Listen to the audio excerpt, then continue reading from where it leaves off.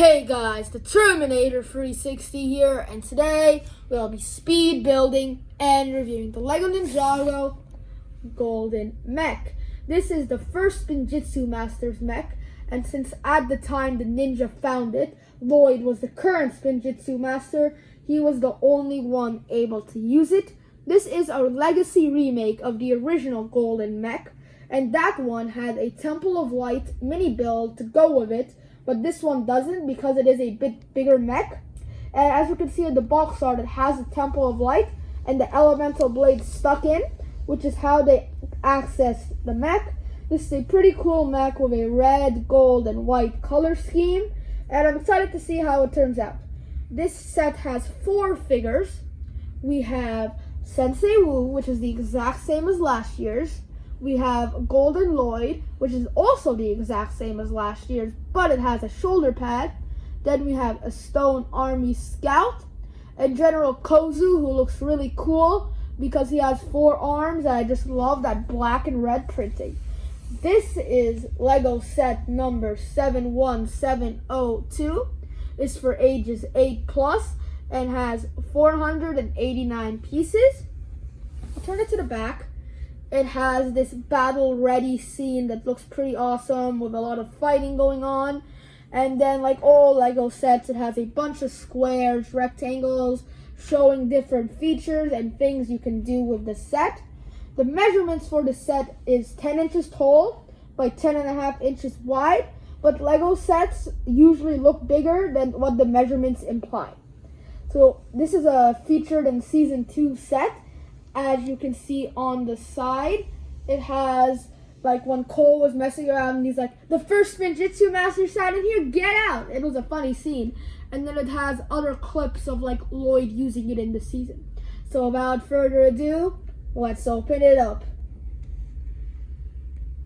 Now, let's see what's inside. So inside the box, we have some awesome looking stickers, bag free, bag 4, oh my god, that looks awesome, the instructions booklet with Lloyd on the back,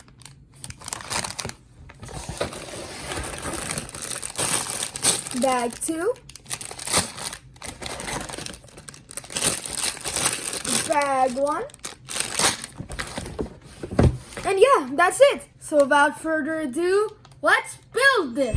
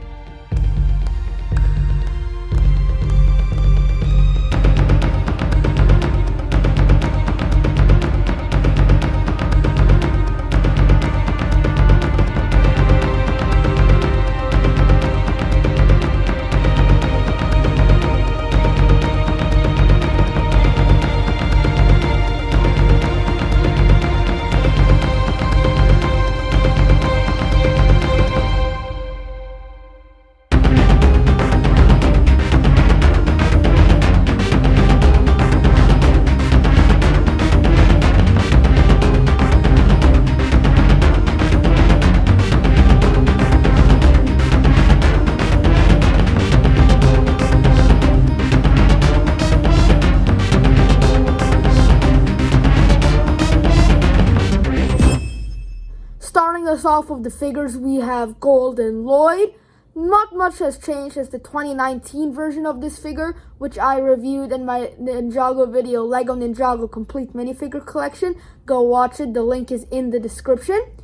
The torso printing is exactly the same. The mask is exactly the same. The only thing that has actually changed is now he has a golden shoulder pad. And like the other Season 11 figures, not the other ones, like the Season 11 figures, he has that little shuriken printing on it. The face hasn't changed either. You have this really angry golden expression. And then on the other side, you have a slightly less angry expression. And also, while we're at the back, let's take that off there, you can see there's a really cool green dragon. There's not really too much to say about this figure because it hasn't changed at all. I would have appreciated if they did a little more changes to give it a more pizzazz.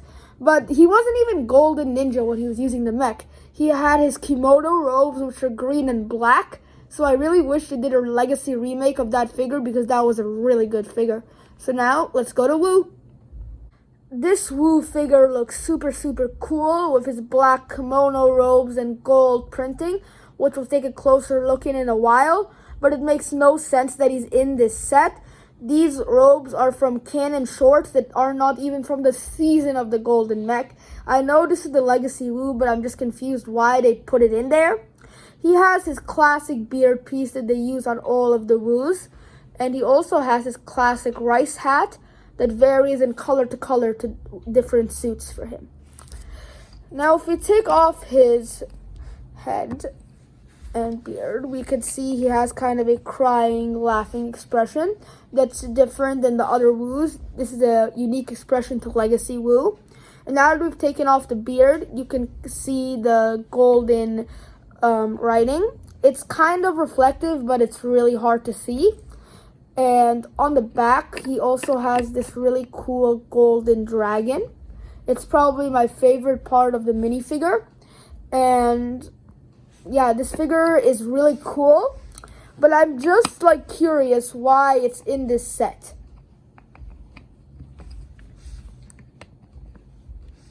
To start the villains off, we have General Kozu. And I have to say, he looks fire. I really like his 4 arms. And especially the printing on his top chest. It just looks really awesome. His helmet is the Helmet of Darkness top piece, but it's not actually the Helmet of Darkness. If you've seen Ninjago Season 2, you know what I'm talking about. He has the same mouthpiece as Nia's Samurai X pieces. And now, a little surprise, here we have the original General Kozu, and we're going to compare the two. The faces, there we go, pretty much exactly the same. No difference whatsoever. The masks, I'd have to say, the red one is better because the mouthpiece is the same one as the piece that shows when the Overlord possessed Garmadon. And I'll be talking about all my villains figures, even these two, in my Ninjago video, Ninjago Villains Collection, coming soon. They both have really cool torso prints. I like the printing on the black one more, but the red one has actual texture, and it's really cool. This is how 4-armed figures work. They have 2 pieces that fit on each other.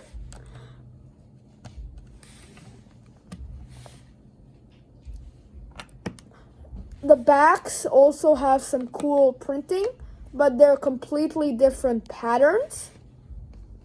And the legs, there's never printing on the back of the legs, and for some reason, there's always an all black of printing on the back of the second arms for 4-armed figures. Overall, these figures look really awesome, and I'd have to say, the red one is a much better made figure, even though it was made before the black one, but me personally, I prefer the black one. The last minifigure that came in this set is a Stone Army Scout. There isn't really too much to say about him. He has the same regular body and leg printing as General Kozu, and he's the only figure that actually makes sense to this set. I already said Lloyd wasn't golden when he had the mech. Wu didn't have that suit. And General Kozu looked like the Day of the Departed version, not like the one that was actually in the mech, which was the original one. This one looks like the original Stone Army Man with just slight differences like in shadings. And the hat also is not the classic rice hat. It has a little bit of a different mold that they've been using a little bit recently. So there's not really too much to say about this figure, but yeah, that's it. That's gonna wrap it up. Now time for the review. This thing looks really cool and is really posable, but I wouldn't really consider it a toy, more of a display piece, because as I just mentioned, it has no features but is only posable. Let's start down on the legs. The legs don't even move that much because it has this really cool red belt around the waist of the mech. The legs can go out into like a sidekick thing. And then let's move the arm up so you guys can see. Then this can move by itself, which is like it's kicking. And that's really cool. And it can also move a little bit forward, but as I said, gets stopped by the belt. And it can do the same thing towards the back, and both legs are capable about the same amount of movement. The arms are also pretty posable. It can go all the way around. I don't know why you want to do that, but it can. It can go down and up, but not a little bit up because it has this mini shoulder piece there. And then the hand part itself could move side to side, and that I think is used to slash the sword.